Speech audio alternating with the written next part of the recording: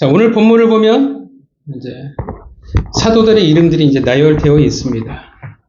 여러분들 이 사도들의 이름을 몇 명을 외우실 수 있나요? 혹시 12명 다 외우시는 분 계십니까? 네. 노래로? 그쵸. 노래가 정말 좋아요. 왜냐면 저도 성경 시험 볼 때 옛날 유초등부 아이들 가르칠 때 뭐 성령의 9가지 열매 할 때 적으라면 노래로 외워서 이렇게 적으면 금방 외워지더라고요. 어렵습니다. 몇 명의 이름을 기억하는지 뭐 잘 모르겠지만 저희도 신학교 때 이런 시험들 볼 때 이런 가끔 이렇게 이제 이름 외우는 게 있었는데 그때만 외우고 금방 잊어버려요. 잘 기억이 나지 않습니다. 아마 유명한 사도들 외에는 잘 유명하지 않은 사람들은 기억하기가 어려울 거라 생각을 합니다. 사도들의 이름을 보면 굉장히 영광스러운 직분이라는 것을 우리가 알 수 있습니다. 굉장히 특별해요. 사도는 왜 특별하냐면 예수님이 직접 임명한 사람들입니다. 그러니까 아주 중요한 조건이에요. 예수님이 직접 임명했냐 아니냐가 사도의 중요한 조건이에요. 그래서 누가 나중에 이 문제 가지고 처절하게 인생 끝까지 싸우냐면 사도 바울이 싸워요. 왜냐하면 다른 사람들은 사실 사도 바울이 사도로 부르심을 받았을 때는 예수님이 이미 승천하시고 이후거든요. 그러니까 다른 사람들이 보기엔 예수님이 부른 게 아니에요. 근데 사도 바울은 분명히 예수님이 직접 부르셨죠. 이것을 가지고 싸웁니다. 성경에서 사도라 칭호로 사도라 부름을 받았던 사람이 몇 명이었을까요? 13명. 몇 명일까요? 이거 손 들어봤으면 참 좋겠는데. 그쵸. 14명입니다. 왜 14명인 줄 아시죠? 오늘 본문에 나오는 12명, 그 다음에 사도 바울이 있고요. 그 다음에 가룟 유다가 죽은 후에 사도들이 또 한 명의 사도를 뽑습니다. 사도행전 2장의 마띠아였습니다. 물론 마띠아는 논란이 있어요. 과연 마띠아가 이것이 진짜 하나님의 원에서 뽑은 일이냐, 올바른 일이냐 아니냐라는 논란이 있지만 어쨌든 성경에서 사도라 불리움을 받았습니다. 그리고 나서 이제 사도는 더 이상 존재하지 않습니다. 왜 존재하지 않냐 하면 예수님이 더 이상 임명하시지 않았기 때문에 되게 한시적인 직분이었어요. 제가 이것을 말하는 이유는 잘 아시지만 우리나라의 신사도주의가 지금 굉장히 극성입니다. 그들은 지금도 뭐라고 얘기하냐면 사도라는 직분이 계속 이어져 오고 있다라고 얘기를 해요. 그리고 그 신사도주의가 꽤나 우리 한국교회에서 번성합니다. 잘 아시지만 언남동에도 굉장히 큰 교회가 있죠. 제일 큰 교회가 신사도예요. 매우 위험한 신학을 가진 이들이었고, 얘들이 예언 같은 걸 되게 중요시 여겨요. 그래서 막 우리나라 전쟁이 난다부터 시작해서 뭐 자연재해가 있을 거다, 어떤 예언들 가지고 시끌벅적했던 사람들입니다. 자, 이들이 사도로 부르심을 받은 것, 매우 특별한 직분이에요. 특별한 사람들이에요. 그렇다고 해서 우리가 잘 알지만 그들이 특별한 사람이었냐라고 할 때 그들은 특별한 사람들은 아니었습니다. 그래서 우리가 복음서를 보면 사도들이 어때요? 제자들이 약간 또라이 같아요. 예수님이 3년 반 참년을 가르치셨음에도 불구하고 여전히 그들은 깨닫는 것들이 사실은 없었어요. 우리가 진짜 그들을 사도라 불리울 만큼의 수준은 언제 생겼냐 하면 결국은 다락방에서 성령이 임재하신 후에 우리가 아는 진짜 느끼는 사도들의 무게를 가지게 됩니다. 자, 그들은 전혀 사도다운 사람들은 아니었어요. 왜냐하면 실력을 가지고 있던 사람들이 아니라는 거예요. 그래서 일방적인 하나님의 택하심, 그냥 선택을 받았을 뿐입니다. 그 말은 실력과는 전혀 상관이 없다라는 겁니다. 그러니까 성품도, 성향도, 실력도, 배경도 아무 상관이 없습니다. 부르심에 합당한 이유가 무엇을 말해주냐면 내게 있지 않다라는 거예요. 우리의 부르심의 이유는 어디 있어요? 근거는 내게 선함이 없어요. 누구에게 있냐면 오직 하나님에게, 예수 그리스도에게 있다라는 것입니다. 오직 하나님이 이 땅에 던져버리신 자들, 그러니까 하나님이 보내셨다는 뜻이 우리는 되게 한글 성경으로 좋게 들리잖아요. 원어로 보면 던져버리다의 뜻입니다. 그냥 하나님이 이 땅에 던져버린 자들이에요. 그 보내셨다라는 것입니다. 그러니까 이유는 몰라요. 마치 하나님이 어떻게 해요? 목회자들을 선택할 때와 똑같아요. 목회자를 뽑을 때 하나님이 부르실 때 실력이나 인성을 보지 않는다라는 거예요.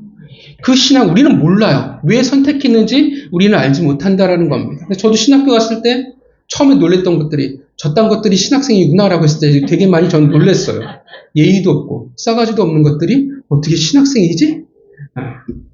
몰라요. 우리는 천국에 가서야 왜 저 사람을 하나님 부르셨는지를 우리는 그제서야 알게 될 것입니다.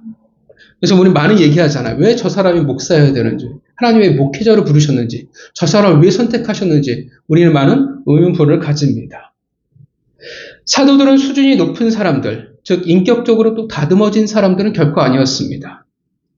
그렇게 여러분 사도들의 공동체는 어떤 공동체였을까요? 예수님이 따르던 무리들이 다 보면 예수님하고 다 나이대가 비슷해요. 30대. 그죠? 어떤 무리였을까요? 우리가 굉장히 이상적인 모습들을 생각하거든요. 근데 우리가 생각하면 예수 그리스도의 몸된 공동체인 우리 교회 안에서 얼마나 많은 일들이 일어납니까? 그 안에서 얼마나 많이 다퉜을까요? 그 혈기가 끓는 사람들일 텐데. 얼마나 시기가 많았을까요? 얼마나 서로 이기적이었을까요? 사실 그들이 예수님의 제자가 된 이유가 순수하지는 않잖아요.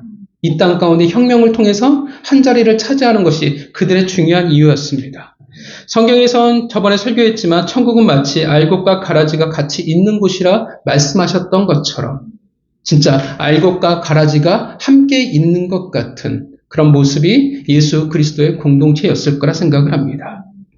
왜냐하면 우리도 예수 그리스도의 몸된 곳인 교회에서 겪었던 일들을 그들도 겪었을 거라 생각을 합니다. 우리가 잘 알잖아요. 야심을 가지고 있었던 요한과 야고보, 그리고 한 손가락은 다 베드로.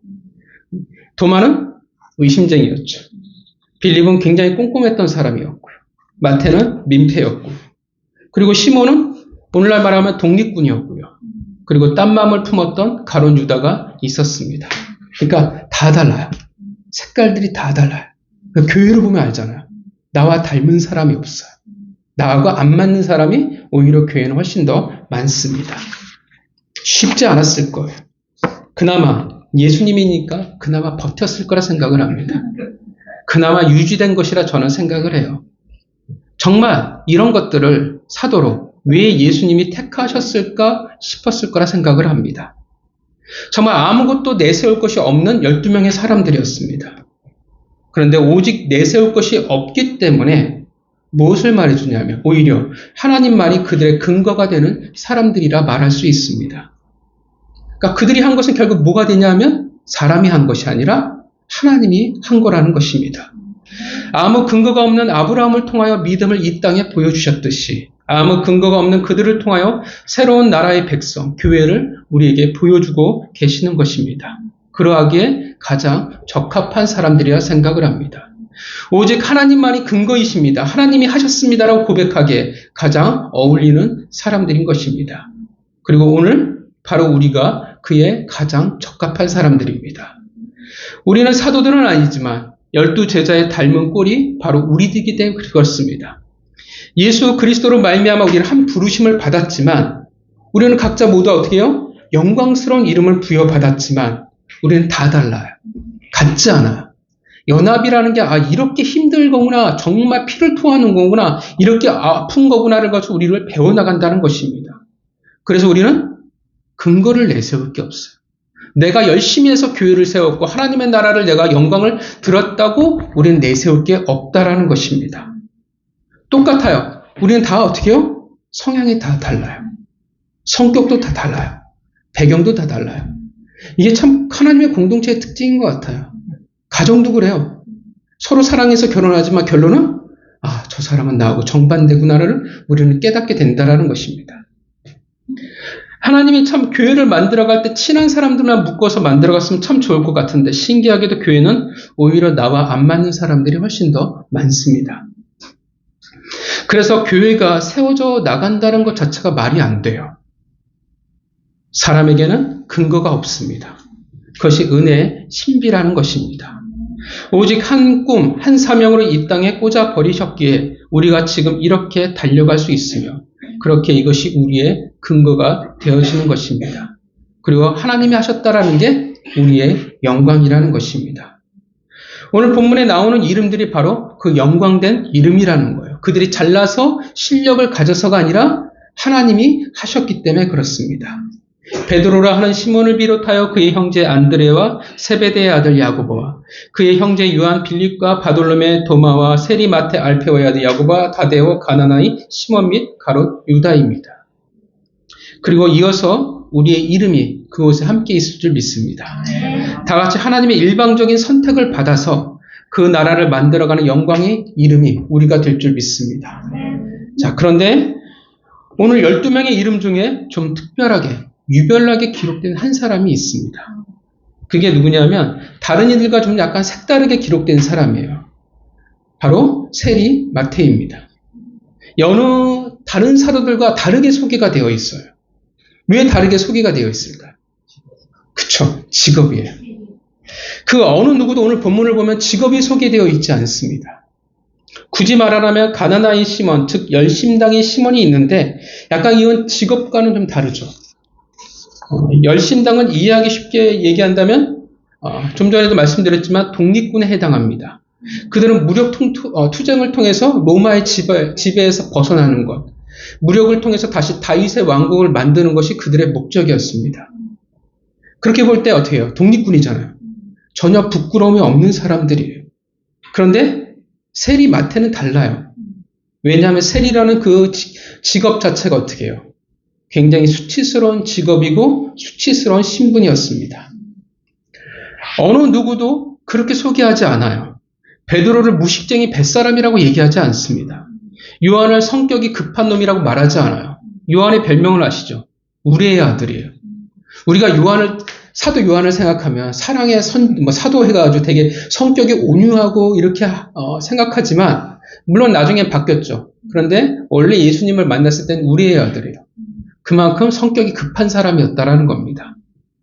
12명의 영광스러운 이름을 소개하는데 세리마테만이 어떻게 하냐 하면 굳이 수치스러움을 드러내고 있다라는 거예요. 다른 사람은 그들의 못남에 대해서 말하지 않아요. 부족함에 대해서 말하지 않아요. 아예 다른 것을 말하지 않는다라는 것입니다. 근데 굳이 마테만 꼭 집어서 세리마테라고 말하고 있습니다. 누가 그렇게 기록을 하고 있냐면 마테가 그렇게 기록하고 있어요. 오늘 복음서 자체가 마태복음이잖아요. 물론 하나님의 영의 감동이지만 분명 자신이 기록하는 책에 굳이 하나님의 뜻이겠지만 자신의 수치를 담아내고 있다는 것입니다. 다른 사람도 다 똑같이 하면 돼요. 그런데 굳이 본인의 것만 그렇게 하고 있어요. 굳이 죄를 나열하는 부분도 아닌데 오히려 이 본문은 뭐였냐면 구절은 영광이에요. 사도들의 이름을 나열하고 있는데 굳이 부끄러움을 이야기하고 있어요. 굳이 부끄러운 과거를 꺼내놓고 있다라는 것입니다. 다른 이들은 아닌데 유독 자기 자신에 관해서만 그 수치가 기록되어지고 있습니다. 마태가 하나님이 일부러 그렇게 기록하고 계신다라는 것입니다. 왜 그랬을까요? 사실 마태라는 이름이 그렇게 헷갈릴 만한 이름도 아닐 텐데 그냥 마태 두 글자만 말하기는 좀 심심하다고 하면 마태는 레위라는 이름을 또 가지고 있습니다. 레위 마태라고 해도 어울릴 것 같은데 왜 굳이 세리라는 수치를 그 과거의 부끄러움을 끄집어내고 있을까요? 자기소개를 할 때 누가 자신의 못난 부분을 드러내고자 하는 사람이 어디에 있겠습니까? 우리는 자기소개를 할 때 우리의 괜찮은 면이 부각되는 것이 더 나아요. 더군다나 마태복음은 누구를 대상으로 하고 있는 복음서라면 여러분들이 잘 아시지만 이 마테마가 누가요? 이 각각의 복음서는 다 대상이 달라요. 쓰였던 대상이 다릅니다. 이 마태복음은 누구를 향해서 쓰였던 성경이냐 하면 유대인들입니다. 자, 그렇다면 유대인들이 오늘 본문 마태복음 10장 1절부터 4절을 읽으면 어떤 느낌이 들까요? 다른 나라 사람이라면 세리라는 것에 대해서 특별한 느낌이 없을 겁니다. 그냥 세금을 징수하는 공무원이라고 생각했을 수도 있어요. 근데 유대인들이잖아요. 그들에게 있어서 세리는 어떤 존재예요? 민족의 배신자죠. 친일파. 오늘 말하면 친일파예요. 막 우리 조상이 순사였어 하면 느낌이 쎄하잖아요. 배신자들이었습니다. 결코 유대인들이 어떻게 해요? 상종할 수 없는 사람들이었어요. 굳이 몰라도 되는데 어떻게 돼요? 마태의 수치스러운 과거, 숨기고 싶은 과거를 알게 됩니다. 민족의 배신자라는 사실을, 창기와 죄인들의 동료와도 같은 사람이라는 사실을 알게 됩니다. 용서받을 수 없는 정상적인 유대인이라면 결코 상종할 수 없는 천한 사람입니다. 굳이 내가 깜빵을 2번 갔다 왔다고 해서 내 명함에 별을 2개 팔 필요는 없잖아요. 자랑이 아니잖아요. 굳이 깡패도 아닌데. 그런데 왜 마태는, 왜 하나님은 그렇게 하셨을까요? 왜 그랬을까요? 우리가 생각해 볼 수 있는 것은, 그것은 결코 자신의 과거를 잊지 않는다는 것입니다. 과거를 잊지 않는다는 것이 그 과거의 상처를 내가 끄집어내서 내가 기억하겠다는 뜻이 아니에요. 그 각오가 아니에요. 쓴뿌리를 내가 다시금 파겠다는 뜻이 아닙니다. 무엇을 기억하겠냐라는 거냐. 바로 내가 세리였을 때 그 수치의 수렁텅이에서 건져내신 그 만남, 그 은혜를 내가 잊지 않겠다는 것입니다. 내가 잊을 수 없다라는 거예요. 분명 나에게 그건 수치스러운 과거예요. 그러나 한편으로는 그 누구보다도 본인에게 있어서는 감격적인 은혜의 순간, 그 시작이었다라는 것입니다. 은혜를 누린 거예요. 자비를 어떻게 해요? 다른 사람보다 더 많이 누린 거예요. 그 순간 그 마음, 그 각오를 잊지 않으려는 마태의 마음이었습니다. 나를 이 위대한 자리에, 이 영광스러운 그 이름에 참여하게 하신 그 은혜, 아무 자격이 없는데, 다른 사람보다 어떻게 해요? 더더욱 아무 근거도 없는데, 그럼에도 불구하고 영광의 그 자리에 이름을 올려놓으신 그 은혜, 다른 사람과 비교할 수 없을 만큼 저 밑바닥의 인생이었는데, 이러한 나를 위대한 사도의 반열에 올려놓으신 그 은혜를 내가 기억하겠다라는 것입니다. 그리고 보라는 거예요. 하나님을 믿는 자에게는, 하나님의 택하심을 받는 자에 그 과거가 과거로만 남지 않는다라는 것입니다. 우리는 끝났다라고 말할지는 모르고, 그것을 인생의 수치라고, 잊어버리고 싶다라고 말할지 모르고, 실패라고 말하지만, 그런데 바로 그 속에서 은혜가 시작되어진다라는 것입니다. 여러분, 은혜의 시작은 어디에서 시작이 됩니까? 우리가 기억해야 하는 거예요. 그것이 신명기의 모세의 당부였습니다. 그래서 신명기에서는 계속 이렇게 얘기해요. 기억하라, 기억하라, 그리고 또 기억하라고 말합니다. 뭘 기억하라고 이야기하냐면, 너희가 애굽의 종 되었었음을, 너희가 나그네였음을, 너희의 그 부끄러운 과거를 기억하라는 거예요. 왜 기억하라고 말합니까? 상처를 주려고요?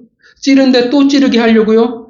그것이 아니라 바로 너희의 은혜의 시작이 어디에 있었는지를 너희가 기억하라는 것입니다.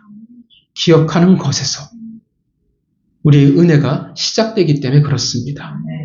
마태에게는 세리란 정말 씻을 수 없는 과거의 잘못이요, 부끄러움이요, 숨기고픈 과거였습니다. 그도 사람인데 쓰라리지 않겠습니까? 그런데 왜 그가 그것을 기록할 수 있었겠습니까? 그것은 그가 겪었던 그 아픈 과거보다 은혜의 또 다른 시작이 훨씬 더 그에게 컸기 때문에 그렇습니다. 과거보다는 영광스러운 그 은혜가 그에게는 훨씬 큽니다. 상처가 없다는 게 아니에요. 부끄러움이 없다는 게 아니에요. 여전히 아플 수는 있어요. 그런데 그것을 넘어서는 은혜가 나에게 있다라는 것입니다. 얼마만큼 그에게 은혜가 있었어요? 기억하시죠? 마태와 예수님의 만남을. 자신과도 같은 죄인들을 불러다 잔치를 벌일 만큼이었습니다. 그 모든 것을 벗어 번지고 예수를 쫓을 만큼이었어요. 그는 은혜를 기억하고 있습니다. 사랑하는 성도 여러분, 우리에겐 영광스러운 과거만이 있는 것은 우리는 아닙니다. 우리 모두에게 어떻게 돼요? 다 수치스러운 아픔들이 우리에겐 있어요. 또한 뭔가가 있어서 하나님이 우리를 택하신 것은 결코 아닙니다. 우리는 모두 다 세리였습니다. 우리는 아무 근거도 없고 우리는 아무 자격도 없는 자들이었습니다. 우리에겐 부끄럽고 분명 아픈 시간들이 있었습니다. 우리가 그 세리였음을 우리는 잊지 말아야 합니다. 우리는 기억해야 합니다. 물론 오해하지 마십시오. 우리가 쓴뿌리를 안고 살아가야 합니까? 라는 것이 아니라 그 아픔의 시간이 힘들고 어려웠지만, 그러나 우리가 기억하는 것은 한편으로는 그것이 은혜의 시작이 되었음을 우리가 기억해야 합니다.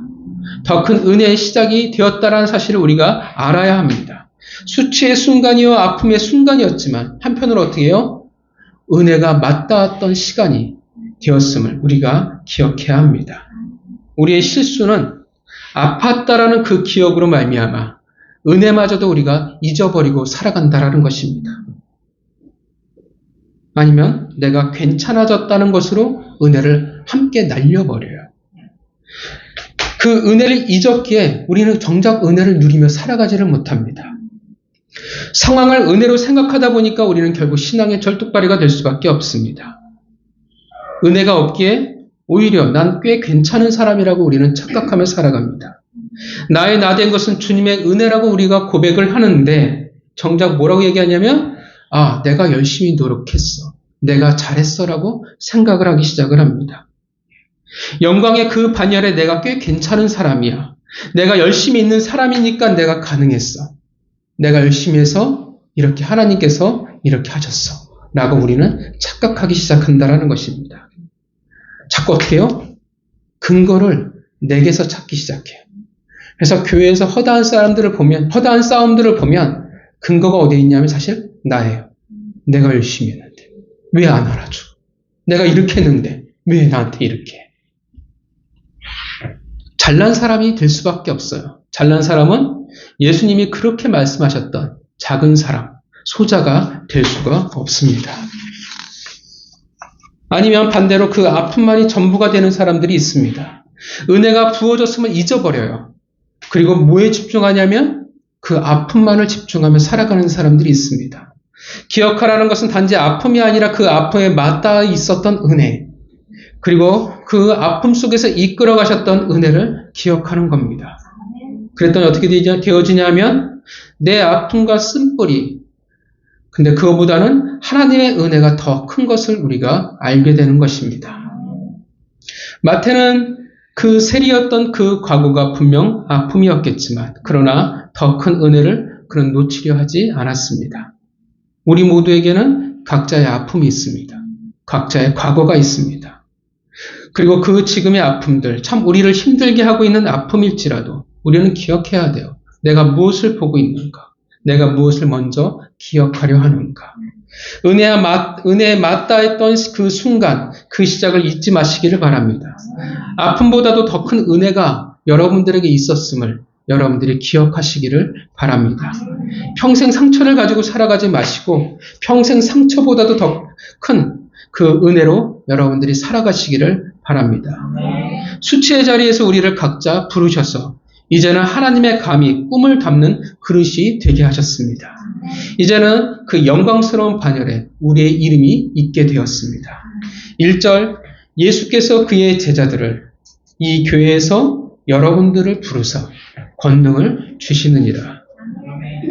우리는 아무 근거도 없지만 한때 우리는 세리였지만 그 은혜의 시작을 기억하는 모든 성도들에게, 아픔보다 더 큰 은혜를 기억하는 모든 성도들에게 하나님의 그 나라를 세워나가는 영광이 여러분들과 모두 함께하기를 주님의 이름으로 축원합니다. 기도하겠습니다.